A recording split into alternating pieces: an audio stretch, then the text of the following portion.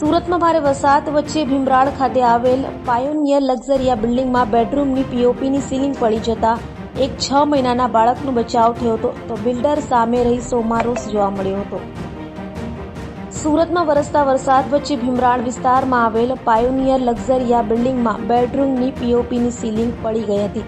બિલ્ડિંગના છઠ્ઠા માળે આવેલ ફ્લેટમાં સીલિંગ પડી જતા એક 6 મહિનાના બાળકનો આ બાદ બચાવ થયો હતો, જેને લઈ સ્થાનિકોમાં ડર જોવા મળ્યો હતો અને સ્થાનિકોએ કહ્યું હતું કે બિલ્ડર દ્વારા કરોડો રૂપિયાના ફ્લેટો વેચાયા છે, પરંતુ કામગીરીમાં જાણે વેઠ ઉતારી હોય તેમ લાગી રહ્યું છે। ત્યારે ફ્લેટની અંદર વરસાદી પાણી આવતું હોય બિલ્ડરનો સંપર્ક કરતા બિલ્ડરે ઉડાવ જવાબ આપ્યો હોવાનો આક્ષેપ સ્થાનિકોએ કર્યો હતો। તો પ્રદીપભાઈ ઉપાધ્યાય બોલું, પાયોનિયર લક્ઝરીમાં 601માં રહું છું।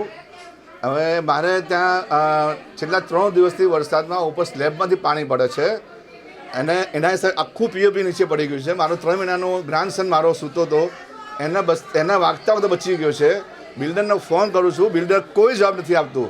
ઉપરથી સામેથી કહે છે એ મારું કામ નથી, મહેન્દ્ર પટેલ। અને પછી કીર્તિ પટેલને ફોન તમે કરો, કીર્તિ પટેલને ફોન કર્યો, તમે માણસો મોકલ્યા છે પણ હજુ વ્યવસ્થિત કામ થયું નથી। મારું છોકરું મરી ગયું હતું, કોણ જવાબદાર છે આનું? બિલ્ડિંગમાં લગભગ ઘણા પ્રોબ્લેમ છે, ઘણા બધા ફ્લેટમાં પ્રોબ્લેમ છે। જે આ સાઈડના ફ્લેટમાં ઘણા પ્રોબ્લેમ છે, પણ જે ફ્લેટમાં સીલિંગ પાણી કોઈને પડતું નથી, મારું જ પાણી સીલિંગ પડે છે આટલું। સીલિંગ આખી પીઓપી આખું નીચે આવી ગયું। જાણે એને કીધું ખર્ચો આવડો ખર્ચો કરશે કોણ? મારી જવાબદારી નથી કે મહેન્દ્ર પટેલ કહે છે। મહેન્દ્ર પટેલ એકચ્યુઅલી પહેલાં મારો પાર્ટનર હતો, કીર્તિ પટેલ બધા અમે લોકો અને બિલ્ડિંગ સાથે કામ કરેલું, પણ તો એ બિલકુલ ઉદ્ધત જવાબ આપ્યો મને। એને ના છૂટકે મારે આ બધું કરવું પડ્યું છે। હું રિદ્ધિકા છું, પાયોનિયર લક્ઝરીમાં રહું છું। એ 601માં રહીએ છીએ અમે। અમારા બિલ્ડિંગમાં રાતોરાત આખું પાણી લીકેજ થવાથી, સ્લેબમાંથી પાણી આવવાથી આખું પીઓપી નીચે પડ્યું છે। અમારો જીવ બચી ગયો છે, અમારા ઘરે નાનું છોકરું છે, પડતા પડતા બચ્યું છે। આખા ફ્લેટમાં દરેકના ઘરે પાણી આવે છે અને એ બધાનું પાણી હવે ધીમે ધીમે સ્લેબમાં ઉતરવા માંડ્યું છે અને અમારું ઘર એવું છે કે જેની અંદર આખું સ્લેબમાં બધે પાણી પડીને પીઓપી તૂટી ગયું।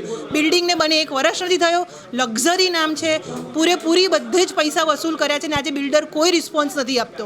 બિલ્ડરને ફોન કરીને થાક્યા, એક ફોન નથી ઉપાડતું, અમારે કોને મળવા જવું?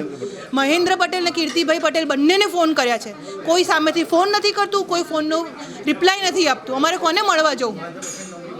અમે બધા ઉપરવાળો બી ક્યાં જાય ને નીચેવાળું જાય, અમે અંદર ઝઘડીને શું કરીએ? આનું સોલ્યુશન બિલ્ડરે કંઈક તો લાવવું પડશે ને। આજે મારા ઘરમાં થયું, કાલે બીજાના ઘરમાં થશે અને દરેકના ઘરે પાણી પડે છે। જો 1 વર્ષમાં પાણી પડતું હોય તો બિલ્ડિંગની લેવાનો મતલબ શું? અમે કરોડોના ફ્લેટો લીધા છે। કેટલા પરિવાર વસતા રહેતા છે આ બિલ્ડિંગમાં? 5 ટાવર છે, 13 માળના।